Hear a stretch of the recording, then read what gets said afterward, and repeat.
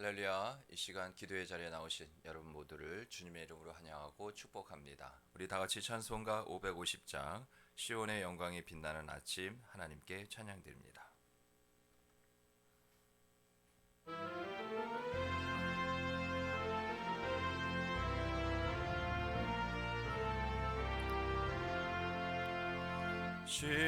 시온의 영광이 빛나는 아침 어둡던 이 땅이 밝아오네.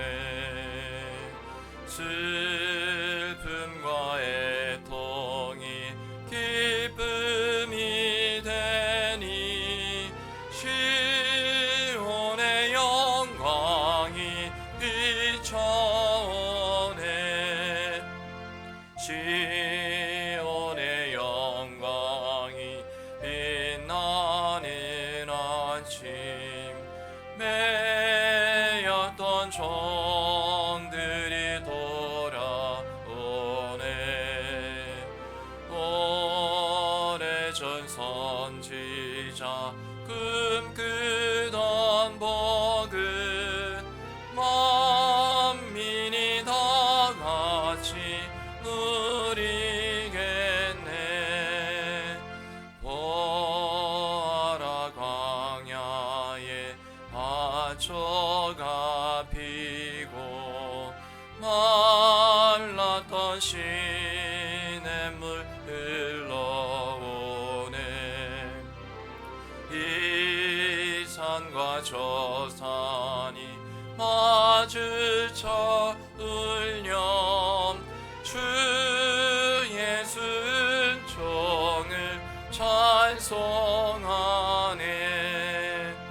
땅들아 바다야 많은 섬들아 찬양을 주님께 드리어라. 싸움과 죄악이 가득한 땅에 찬송이 하늘에 사무치네.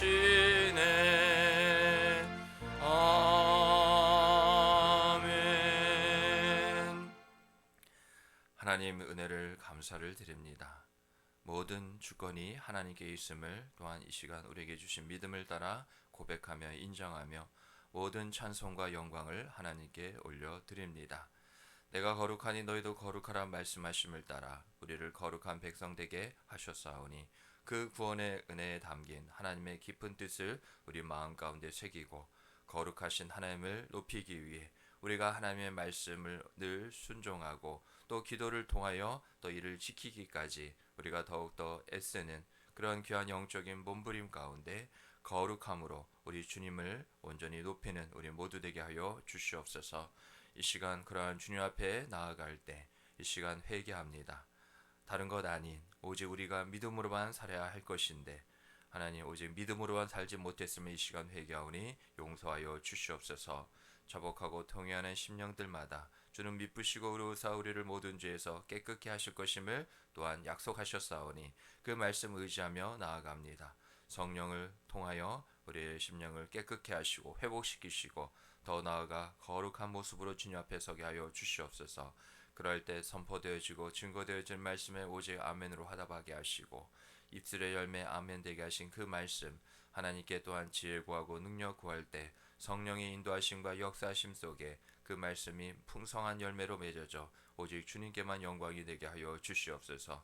이를 위하여 오늘 주의 이름을 의지하며 간구하고 소원하는 모든 기도의 제목들 가운데 하나님께서 일일이 다 이미 아신다 말씀하셨사오니 응답하여 주시옵소서. 하나님의 선하신 때와 방법을 통하여 은혜의 은혜를 복의 복을 내리워 주시옵소서. 이 모든 말씀 예수님의 이름으로 기도드립니다. 아멘. 이번 주 우리 암송 말씀 9절 하나님을 의뢰함 성실 예레미야 애가 3장 22절부터 23절 말씀이죠. 우리 다 함께 우리 읽어봅니다. 시작. 여호와의 인자와 긍휼이 무궁하심으로 우리가 진멸되지 아니함이니이다. 이것들이 아침마다 새로우니 주의 성실하심이 크도소이다. 예레미야애가 3장 22절로 23절 말씀. 아멘. 한 주간 동안 암송하시면서 귀한 은혜 받으시기 바랍니다. 오늘 하나님께서 주시는 말씀 구약성경 이사야 34장 1절부터 17절까지의 말씀입니다.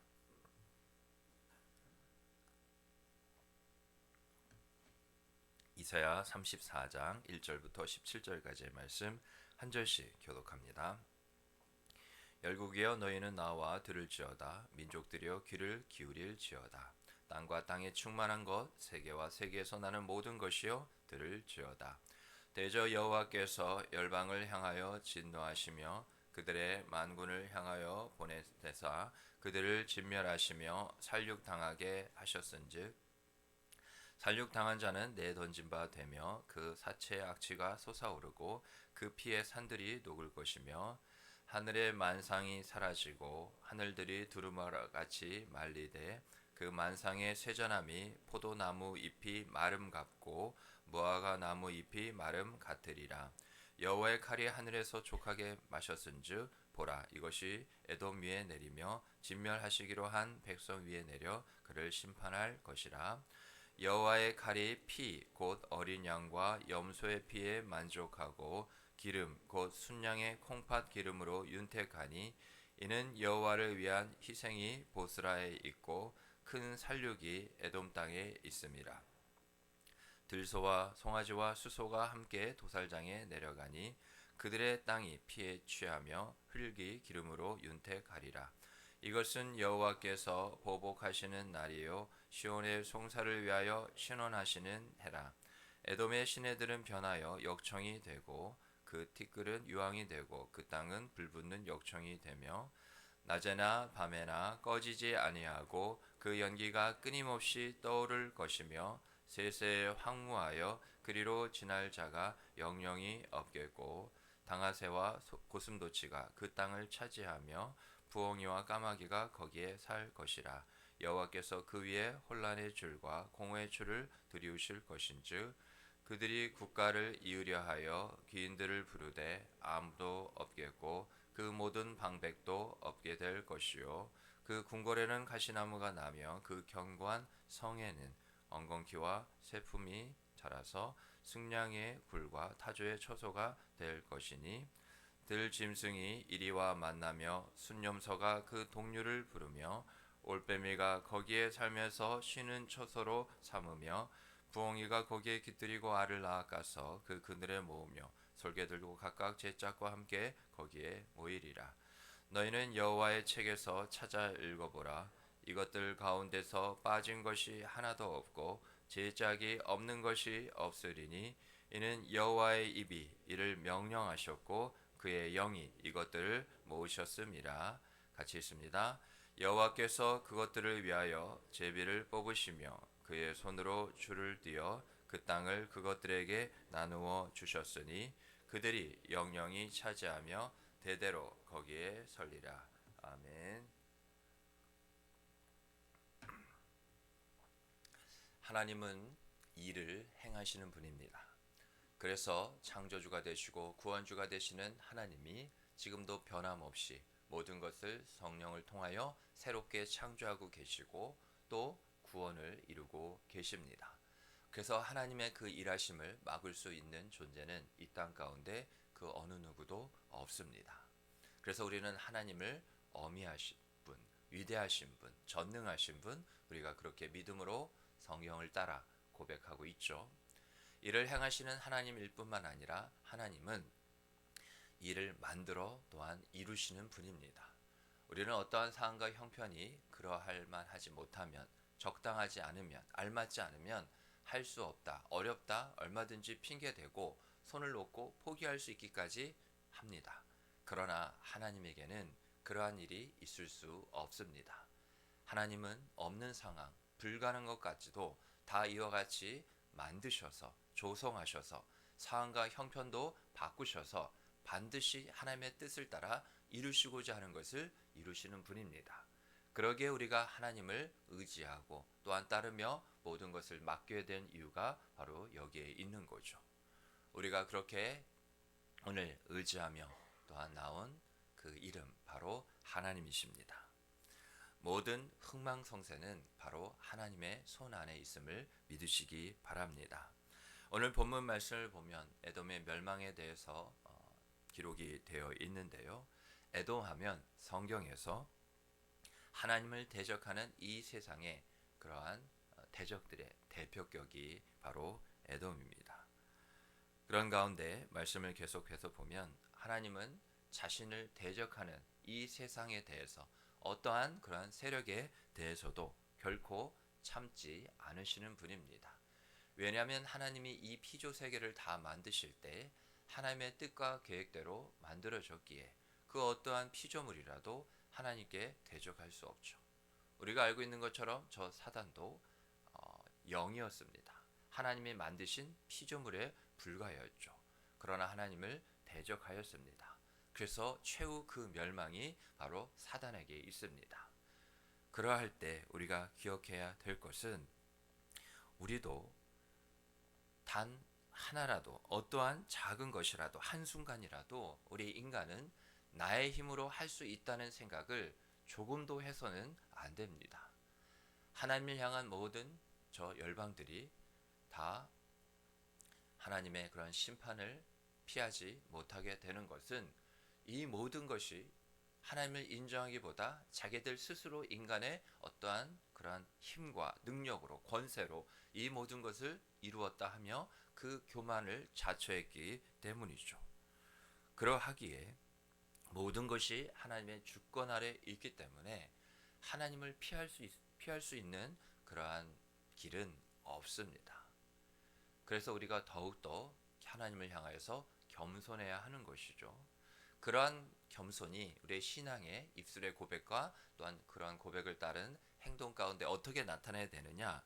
늘 이렇게 고백하셔야 됩니다. 주님, 나는 할 수 없습니다. 오직 주님만이 하실 수 있습니다. 아들 예수님도 겟세마네 동산의 그 마지막 기도, 나의 원대로 마옵시고 아버지의 뜻대로 하옵소서. 내가 할 수 있는 것이 아니라 내 모든 생명조차도 하나님 아버지께 다 맡깁니다. 하나님만이 참된 구원이 되십니다. 그 모든 영광을 돌리며 십자가에 나아갔기에 그 십자가 끔찍한 사형틀, 그 고난의 대표격이 멸망의 끝에 그 표본이 바로 영광의 대명사로 바뀌게 된 거죠. 바로 십자가 영광입니다. 그래서 오늘 우리도 주님 앞에 이 말씀을 의지하여 우리가 은혜로 받았을 때 기도해야 하는 것은 모든 기도의 제목 가운데 하나님께서 우리의 겸손을 보시겠다는 것이죠. 겸손은 어떤 성품이나 인격적인 그런 훌륭함으로 하나님 앞에 나타낼 수 있는 것이 아닙니다.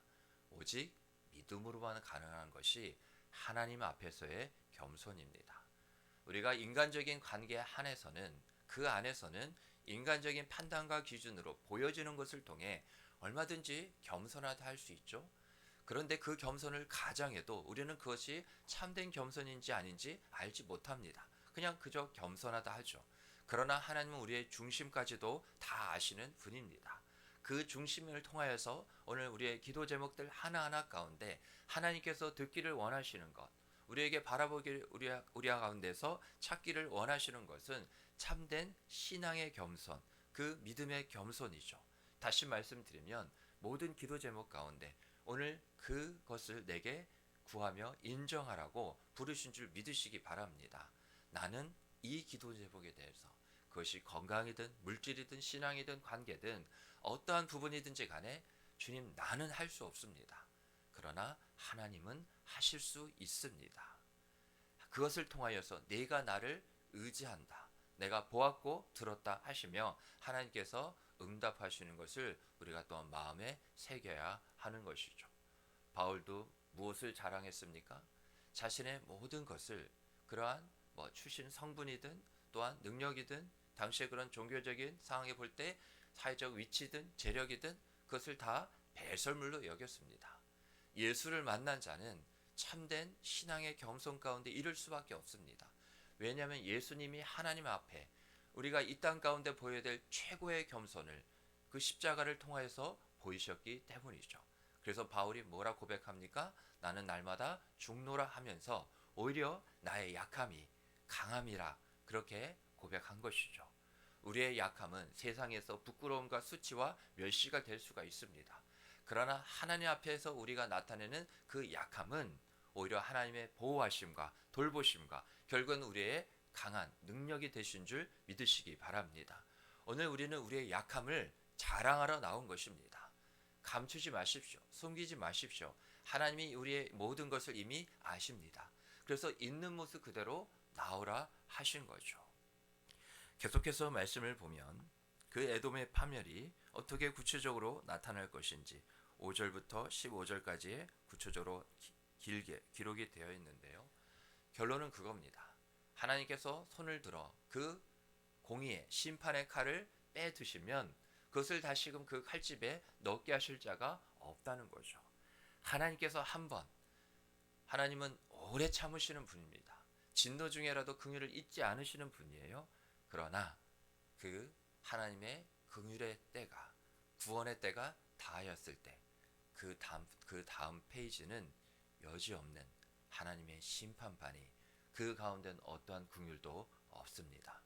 영원한 심판이 기다리고 있다는 것을 꼭 기억해야 한다는 것이죠. 시편 1편 말씀에 악인은 바람에 나는 겨와 같다고 그랬습니다. 얼마나 가벼운 존재입니까? 그러나 저들은 자신이 대단한 존재인 줄 압니다. 하나님을 멸시하기까지, 대적하기까지 자신이 최고인 줄 알죠. 저들은 결코 의인의 회중 그 영광 가운데 이르지 못한다 하실 말씀을 우리가 또한 기억하며 참된 겸손으로 나아가야 하는 것이죠. 특별히 5절부터 7절 말씀을 보면 그렇게 오만방자히 하나님을 대적한 저 에돔을 향하여서 하나님은 대신 이와 같이 갚으시는 분입니다. 하나님은 보응하시는 분이에요.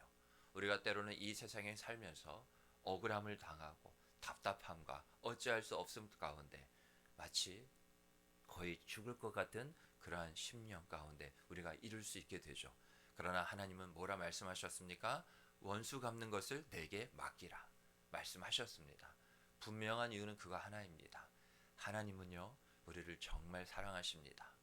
그런데 그 원수 갚는 것을 통하여서 사실 하나님께 맡겨야 하지, 작은 것이라도 우리가 마땅히 나를 대적하고 힘들게 하는 사람들에 대해서 너희가 먼저 그렇게 나를 힘들고 어렵게 했으니 마땅히 갚아줘야 된다. 세상의 이치는 그렇습니다. 그것을 뭐라 하지 않습니다.